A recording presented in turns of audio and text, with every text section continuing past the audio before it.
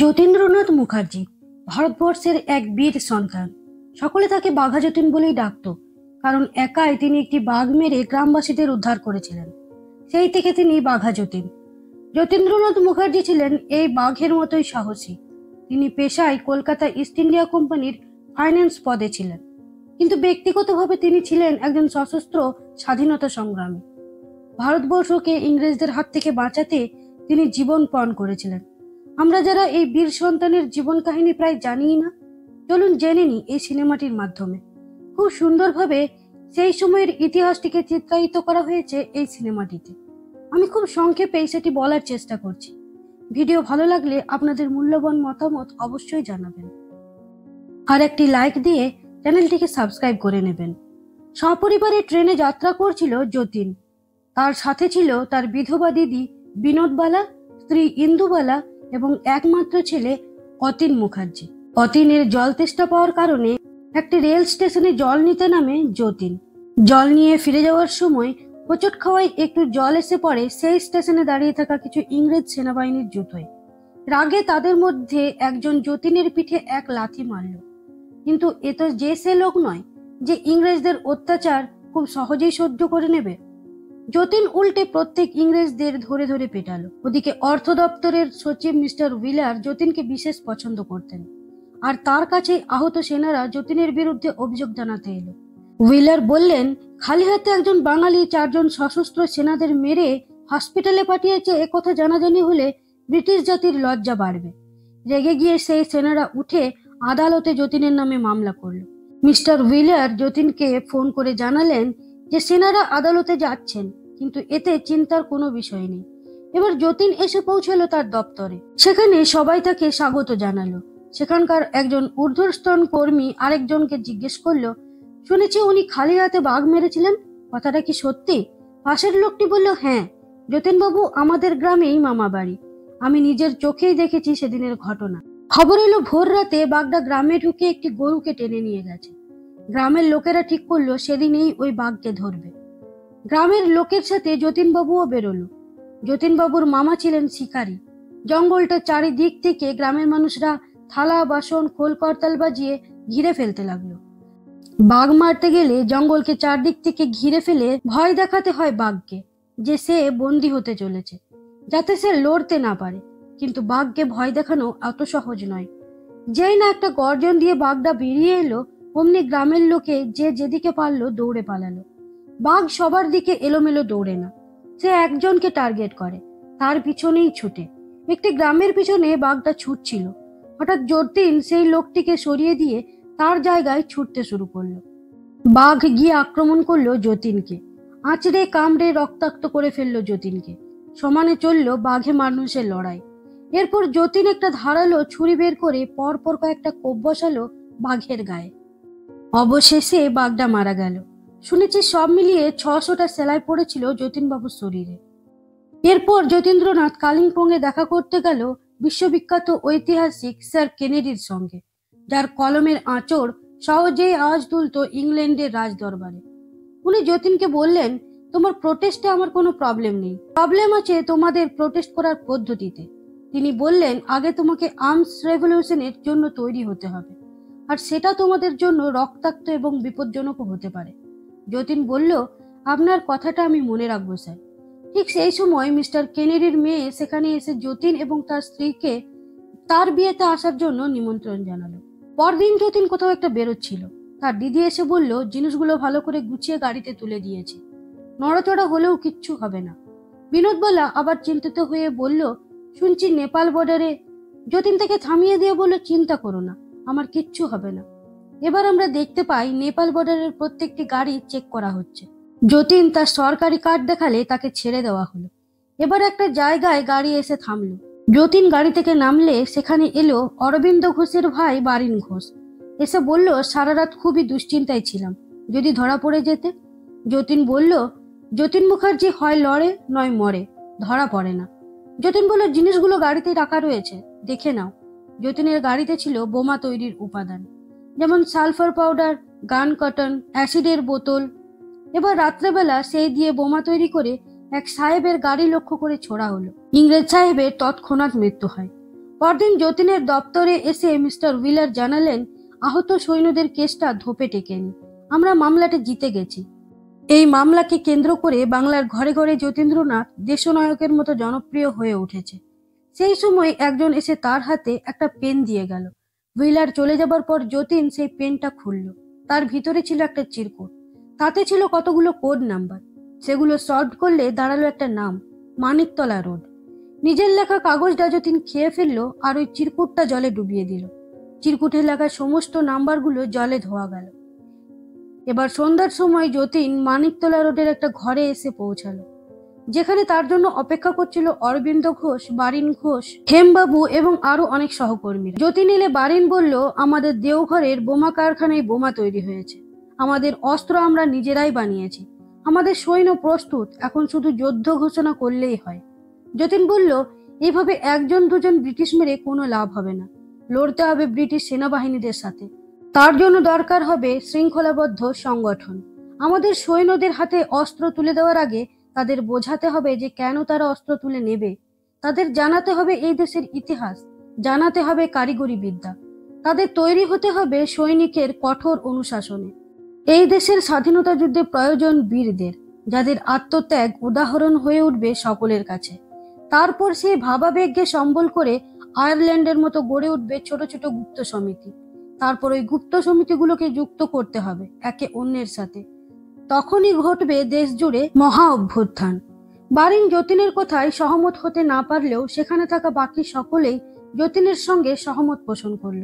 আর সেনাবাহিনী প্রশিক্ষণের ভারও দেওয়া হলো যতীনেরই হাতে। এবার শুরু হলো তোড়জোড় করে সেনা প্রশিক্ষণ। সবাই দেশের জন্য প্রাণ দিতে প্রস্তুত। রাত্রে বাড়ি ফিরে যতীন দেখলো তার দিদি বাড়িতে ডাক্তার ডেকেছেন। তিনি বললেন, বিকেল থেকে খোকার শরীরটা ভীষণ খারাপ হয়েছে। তোর অফিসে তোকে খবর দিতে পাঠিয়েছিলাম, কেউ কোনো খবর দিতে পারেনি। ডাক্তার বলেছেন খোকার হাওয়া বদলের প্রয়োজন। যতীন বলল, আমি আঁকড়ায় গিয়েছিলাম দিদি, বিপিন বাবুর ছেলেকে পুলিশ ধরে নিয়ে গেছে। আমায় ক্ষমা করে দাও, আমি এখন যেতে পারবো না। তুমি ইন্দু আর খোকাকে নিয়ে দেওঘরে চলে যাও, আমি সমস্ত ব্যবস্থা করে দিচ্ছি। এবার যতীন তার ছেলের ঘরে গেলে অতীন তার বাবার কাছে আবার সে বাঘমারার গল্প শুনতে চাইল এবং গল্প শুনতে শুনতে ঘুমিয়ে পড়ল। পরদিন সকালে ওরা দেওঘরের উদ্দেশ্যে রওনা হবার সময় অতীন তার বাবাকে ছেড়ে যেতেই চাইছিল না। যতীন অনেক বুঝিয়ে সুঝিয়ে তবেই ওদের পাঠালো। 1905 সাল লর্ড কার্জন বঙ্গভঙ্গের ঘোষণা করলেন। দেশবাসীর মনে ব্রিটিশ শাসনের প্রতি দীর্ঘদিনের চাপা ক্ষোভ দাবানলের মতো জ্বলে উঠল। মেদিনীপুর শাখায় যতীন প্রভাব বিস্তার করছিল, সেটা বারিনের পছন্দ হচ্ছিল না। ও চাইছিল শক্তিশালী শাখাগুলোতে ওর নিজের প্রভাব বিস্তার হোক। অরবিন্দ ঘোষ বলল, মেদিনীপুরে যতীন অক্লান্ত পরিশ্রম করেছে, সেখানকার মানুষ তাকে ভালোবাসে। ওদের কথার মাঝেই যতীন সেখানে এসে পৌঁছলো। বলল, অরবিন্দদা, আমাদের তহবিলে বেশ ভালো টাকা জমা হয়েছে। আমাদের বোমা কারখানা এবার দেওঘর থেকে সরিয়ে কলকাতায় নিয়ে আসা উচিত। অরবিন্দ বলল, তুমি সংগঠনের জন্য অনেক করেছো। এতদিনে তোমার জন্য আমাদের সংগঠন অনেক মজবুত হয়েছে। এই কটা দিন তুমি একটু নিজের পরিবারকে সময় দাও। তুমি কদিনের জন্য দেওঘর থেকে ঘুরে এসো। যতীন দিদির পাওয়া চিঠিতে খবর পেয়েছে অতীনের জ্বরটা কিছুতেই সারছে না, প্রায় প্রতি রাতেই জ্বর আসছে। যতীন ভাবলো, ভালোই হলো, একবার খোকাকে দেখে আসি, কতদিন তার মুখ দেখিনি। দেওঘরে পৌঁছে যতীন জানতে পারলো তার ছেলে আর নেই, সে মারা গেছে। একরাশ হতাশা আর যন্ত্রণায় ভেঙে পড়ল যতীন। ছেলে শেষকৃত্য করার সময় যতীন বলল, এখন সে আর কলকাতা ফিরতে চায় না। সে বলল, মিস্টার হুইলারকে সবকিছু জানিয়ে সে একটা টেলিগ্রাম পাঠিয়ে দিয়েছে। ওখানে কিছুদিন থাকতে চাই যতীন। এদিকে বারিন তার সংগঠনের সদস্যদের বলল, যতীন মুখার্জি ইজ ফিনিশড। বিপ্লবীদের পিছুটান থাকলে চলে না। মেদিনীপুর জেলা ম্যাজিস্ট্রেট কিংসফোর্ড শুধুমাত্র বন্দে মাতরম বলার অপরাধে একজন 15 বছরের বাচ্চাকে বেত দিয়ে মেরেছে। আমাদের বাড়ির মেয়েদেরও কাউকেও ছাড়েনি। এর একমাত্র শাস্তি মৃত্যুদণ্ড। হেমবাবু বলল, কিংসফোর্ডকে মারার কথা তুমি আগেও দুবার বলেছ, কিন্তু দুবারই যতীন বাধা দিয়েছে। জেলা ম্যাজিস্ট্রেটের উপর হামলে হলে আমাদের সংগঠন বিপদে পড়তে পারে। বারিন রেগে গিয়ে বলল, আমি করব পরিকল্পনা। এই দলে আমার কথা মানেই অরবিন্দ ঘোষের নির্দেশ। এমন একজন লোককে খুঁজে বের করো যে এই কাজটা করতে পারবে। হেমবাবু যে স্কুলে পড়ায় সেখানে 8ম শ্রেণীর একটি ছাত্র, যার নাম ক্ষুদিরাম বসু, প্রতিদিন ক্লাস না করে বদমাশি করে বেড়ায়। সেদিন গাছে চড়ে বসেছিল। তাকে হেমবাবুর কাছে নিয়ে গেলে হেমবাবু জিজ্ঞেস করলো, গাছে চড়ে কি করছিলে? ক্ষুদিরাম সাহসের সঙ্গে বলল, ডাল ভাঙছিলাম স্যার, গুলতি বানাবো। একটা ভালো গুলতি বানাতে পারলে তাই দিয়ে সাহেব মারবো। ওরা আমাদের বড্ড মারে। ক্ষুদিরামের চোখে ছিল ইংরেজদের প্রতি প্রচন্ড রাগ এবং ঘৃণা। এই রাগ আর আগুনই তো চাই তারা। তাই ক্ষুদিরামকে নিয়ে যাওয়া হলো বারিনের কাছে। বারিন সমস্ত প্ল্যান করে নিয়েছে। কিংসফোর্ডকে মারার দায়িত্ব দেওয়া হলো ক্ষুদিরামের উপর। 30শে এপ্রিল সন্ধ্যার সময় যখন তিনি ক্লাব থেকে বাড়ি ফেরেন, তখন তার গাড়ি উদ্দেশ্য করে বোমা ছুড়তে হবে। ক্ষুদিরামের সাথে থাকবে প্রফুল্ল চাকি। ক্ষুদিরামকে সমস্ত কিছু বুঝিয়ে দিয়ে সেই জায়গায় নিয়ে যাওয়া হলো এবং কোনটা কিংসফোর্ডের গাড়ি সেটাও দেখিয়ে দেওয়া হলো। ক্লাবের ভিতর বেশ চিন্তায় পড়েছেন মিস কেনেডি। তার বাবা পার্টিতে আসেননি, আর খুব সম্ভবত তার জন্য গাড়ি পাঠানোর কথাও তিনি ভুলে গেছেন। কিংসফোর্ড বললেন, চিন্তার কোনো কারণ নেই, তার গাড়ি মিসেস কেনেডিকে তার বাড়িতে পৌঁছে দিয়ে আসবে। মিস কেনেডি কিংসফোর্ডের গাড়িতে তার বাড়ির উদ্দেশ্যে রওনা দিল। ওদিকে ক্ষুদিরাম অপেক্ষা করছিল এই গাড়ির ফিরে যাওয়ার জন্য। ওরা জানেও না যে সেদিন গাড়ির ভিতরে কিংসফোর্ড নেই। তারা গাড়ি উদ্দেশ্য করে বোমা ছুড়ল, আর সেই বোমায় মিসেস কেনেডি এবং মিস কেনেডি মারা গেলেন। মিস কেনেডি ছিল যতীনের খুব ভালো বন্ধু। তার বিয়েতে নিমন্ত্রিত ছিল যতীন। মিস কেনেডিকে কবরস্থ করার সময় সেসব কথা মনে পড়ছিল যতীনের। এই খবরে রাগে ফেটে পড়ল ছোটলাল। তিনি পুলিশ সুপারকে নির্দেশ দিলেন, বোমার মতো মারণাস্ত্র কিভাবে ছেলে দুটির হাতে এসে পৌঁছালো তা তদন্ত করতে। সুপার বললেন, এমন কাউকে এর জন্য দায়িত্ব দেওয়া উচিত যে ভারতীয় বিপ্লবীদের মতো করে ভাবতে জানে, যে ওদের মতো মারতে ও মরতে ভয় পায় না। Charles Augustus টেগট।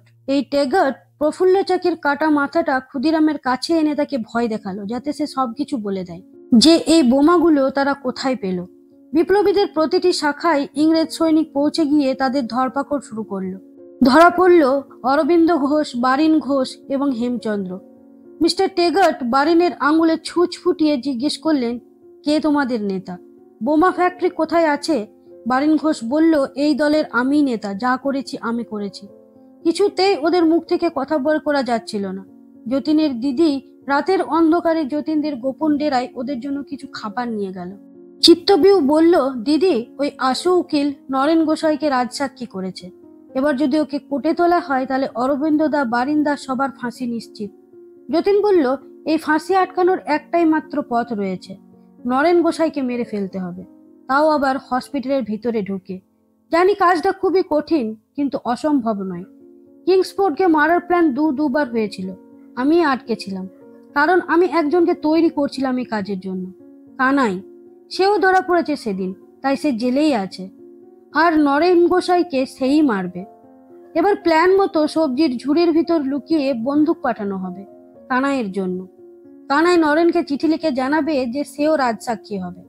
নরেন এই কথা নিশ্চয় জানাবে জেলারকে, আর সেটা যাবে টেগটের কানে।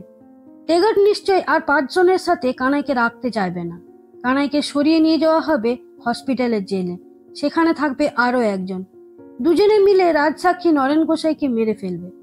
আর পরিকল্পনা মতোই কাজ করা হলো। নরেন গোসাইকে জেলের মধ্যেই মেরে ফেলা হলো। টেগট জানতে পেরে বলল, কেউ তো একজন আছে যে পিছন থেকে এদের চালনা করছে, আমাদের তাকে খুঁজে বের করতে হবে। টেগটকে তাদের উকিল আশু বিশ্বাস বলল, আপনি চিন্তা করবেন না স্যার, অরবিন্দর ফাঁসি কেউ আটকাতে পারবে না। এবার আমরা দেখি যতীন প্ল্যান করছে আলিপুর বোমার মামলায় যে যে ভারতীয় ইংরেজদের সাহায্য করেছে তাদের মারতে হবে। উকিল আশু বিশ্বাসকে মারার দায়িত্ব পড়ল চারুর উপর। দুপুর 2টোর সময় আশু বিশ্বাস যখন কোর্ট থেকে বেরোলো, তখন চারুর হাতে ব্যান্ডেজের ভিতর লুকোনো ছিল পিস্তল। সেই দিয়ে আশু বিশ্বাসকে মেরে ফেললো চারু। পারিপার্শ্বিক পরিস্থিতি এমন জায়গায় পৌঁছালো যে ব্রিটিশ আদালত বাধ্য হলো অরবিন্দ ঘোষকে মুক্তি দিতে। এবার এই মামলায় যে ব্রিটিশদের হয়ে তদন্ত করছিল মনসুর আলম, তার মৃত্যুর পালা। বীরেনকে পাঠানো হলো এই কাজের জন্য। বীরেন কাজটা করলো ঠিকই, কিন্তু সে ধরা পড়ে গেল। মিস্টার টেগট তাকে টর্চার করে যতীনের নামটা জানতে পারল। টেগট পুরো পুলিশ ফোর্স নিয়ে গেল যতীনের বাড়ি। যতীন জেলে গেল। যতীনের কেসটা কোর্টে উঠলে বীরেন উইটনেস বক্সে এসে বলল, আমি কিছুই বলিনি যতীনদা, ওরাই আমাকে জোর করে সাইন করিয়ে নিয়েছে। বীরেন মহামান্য আদালতকে বলল, যতীনদা তাকে এ কাজ করতে বলেনি, সে নিজের ইচ্ছেই করেছে। সাক্ষীর অভাবে যতীনকে ছেড়ে দিল আদালত। কোর্ট চত্বরে মিস্টার হুইলার এসে যতীনকে বললেন, এতদিন তিনি যতীনের পাশে থাকলেও এরপর থেকে তিনি আর তার জন্য কিছুই করতে পারবেন না। যতীনও তখন জানালো যে সে চাকরি থেকে ইস্তফা দিচ্ছে। রেজিস্টার খাতা দেখে টেগাটের সন্দেহ দৃঢ় হলো যে যতীনের সাথে জার্মানির যুবরাজের যোগাযোগ রয়েছে। তার অধস্তন অফিসার জানালো যে যতীন এখন ঝিনাইদহে কন্ট্রাক্টরের কাজ করছে, তাকে নিয়ে চিন্তার কোনো কারণ নেই। কিন্তু টেগাট এই খবরে নিশ্চিন্ত হয়ে থাকতে পারলেন না। রাসবিহারী বসুকে নিয়ে কত্তার সিং মিস্টার পিংলের সাথে দেখা করলো যতীন এবং তাদের সাথে রাসবিহারী বসুর পরিচয় করিয়ে দিল। এই রাসবিহারী বসু অনেক ভাষা বলতে জানে এবং ছদ্মবেশ ধরতে মাহির। এখানে আলোচনা করা হলো এই সশস্ত্র গণ আন্দোলনকে কেন্দ্র করে। এই গণ আন্দোলনকে দুটি ভাগে ভাগ করা হবে, এক সেনা অভ্যুত্থান আর দুই গণ অভ্যুত্থান। যেসব ভারতীয় সেনারা বিদেশে ব্রিটিশদের হয়ে লড়তে গিয়েছিল তারাই আজ দেশে ফিরে ব্রিটিশ প্রভুর থেকে মুখ ফিরিয়ে নিয়েছে। কত্তার সিং এর নেতৃত্বে তারা তৈরি করেছে গদর পার্টি। মিস্টার পিংলে দীর্ঘদিন ধরে আন্তর্জাতিক স্তরে ব্রিটিশ বিরোধী শক্তিগুলোর সাথে যোগাযোগ রেখে চলেছে। জার্মানির যুবরাজ অস্ত্র দিয়ে সাহায্য করবেন বলেছেন। সেই অস্ত্রগুলো পৌঁছে যাবে জনসাধারণে মিশে থাকা ছোট ছোট গুপ্ত সমিতিতে। সিভিলিয়ানসদের ভিতর তৈরি করা হবে আন্ডারগ্রাউন্ড মুক্তি সেনা। উত্তর ভারতের সেনা ছাউনিগুলোতে গিয়ে ভারতীয় সেনাদের বোঝানোর দায়িত্ব দেওয়া হলো রাসবিহারী বসুর উপর, কারণ সে অনেক ভাষা জানে। কত্তার সিং এর গদর পার্টি সেনাদের অ্যাক্টিভ করতে বলা হলো, আর মিস্টার পিংলেকে বলা হলো ব্রিটিশ বিরোধী শক্তিগুলোকে এক সুতোয় বাঁধতে। কিন্তু এর জন্য দরকার প্রচুর টাকা পয়সা। তাই জন্য যতীন তার সঙ্গী সাথীদের নিয়ে মাঝ নদীতে ব্রিটিশদের জন্য আসা অর্থ বোঝাই জাহাজকে লুট করলো। ওদিকে টেগাট খবর পেল যে ঝিনাইদহে যতীনকে কয়েক মাস দেখা যায়নি। টেগাট বুঝলেন এই লুটটা যতীন মুখার্জি করেছে। তিনি সমস্ত চেকপোস্ট এবং বাড়ি সার্চ করতে বললেন আর যতীনকে জীবিত অবস্থায় ধরে আনতে নির্দেশ দিলেন। এবার যতীনের বাড়ি গিয়ে সমস্ত জিনিস তছনছ করা হলো। যতীনের দিদি বলল, আমার ভাই আপনাদের সামনেই রয়েছে, আপনারা দেখতে পাচ্ছেন না। যতীন মুখার্জি তখন কখনো সাধু কখনো সর্দারজির ছদ্মবেশে কাজ করে চলেছে।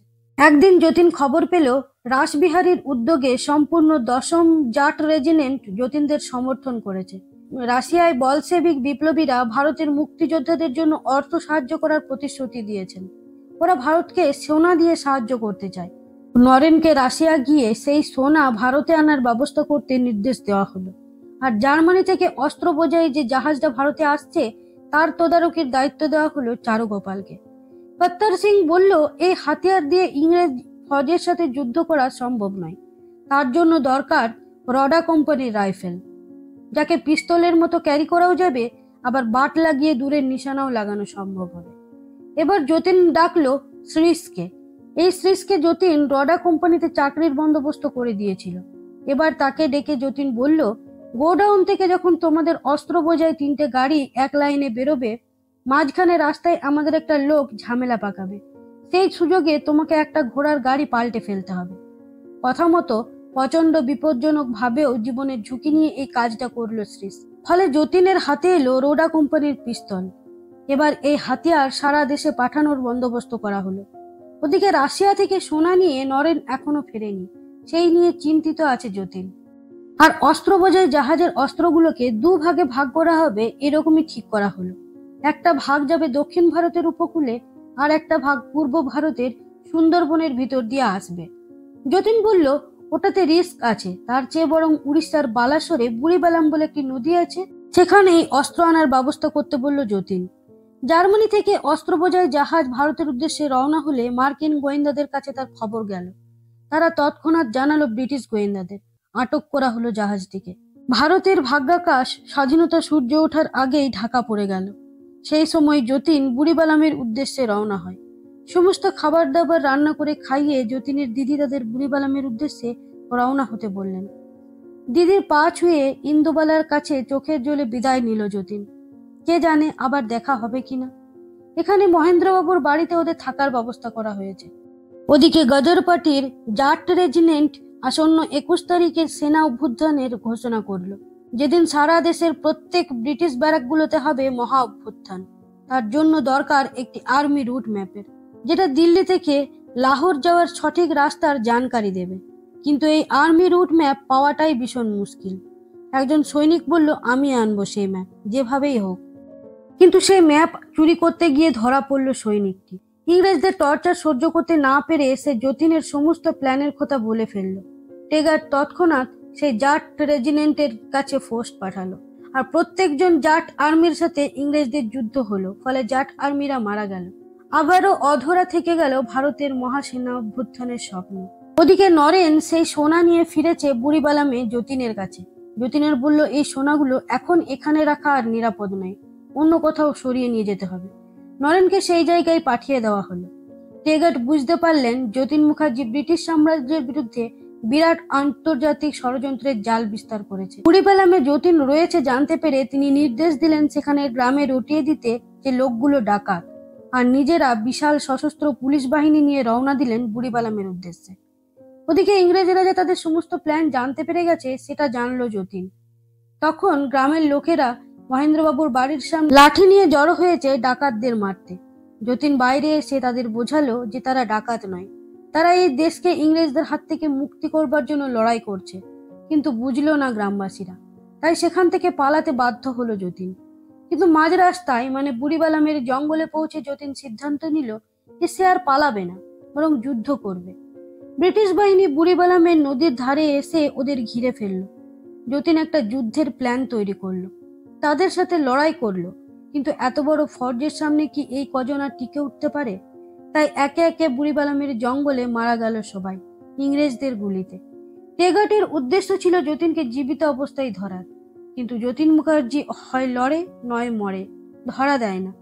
শেষ মুহূর্ত পর্যন্ত লড়াই করে সে গুলিবিদ্ধ অবস্থায় মেদিনীপুরের জেলা হাসপাতালে ভর্তি হয় এবং শেষমেশ সেখানেই মারা যায়। ভারতের সশস্ত্র আন্দোলনে আরো এক বীর সৈনিকের জীবনের সূর্য অস্তমিত হয়ে গেল। এরপরও এসেছে একের পর এক বীর যোদ্ধা, যারা নিজেদের জীবন দিয়ে আমাদের এই দেশ ভারতবর্ষকে স্বাধীনতা এনে দিয়েছেন। তো বন্ধুরা, আজকের ভিডিওটি এই পর্যন্তই। ভালো লাগলে অবশ্যই কমেন্ট করে জানাবেন। দেখা হচ্ছে আবার নতুন কোনো ভিডিও।